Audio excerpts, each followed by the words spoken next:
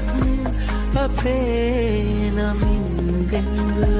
එන්න අනේ දුරක් පියාඹන්න